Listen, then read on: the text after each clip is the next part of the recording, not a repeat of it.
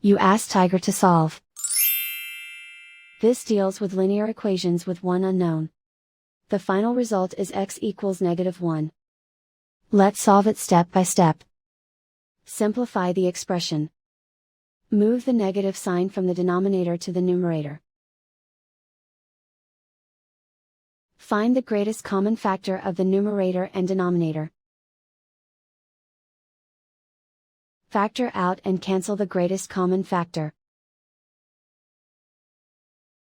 Group all constants on the right side of the equation. Add 6 to both sides.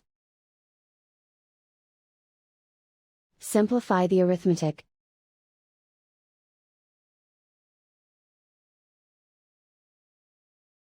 And so the final result is x equals -1.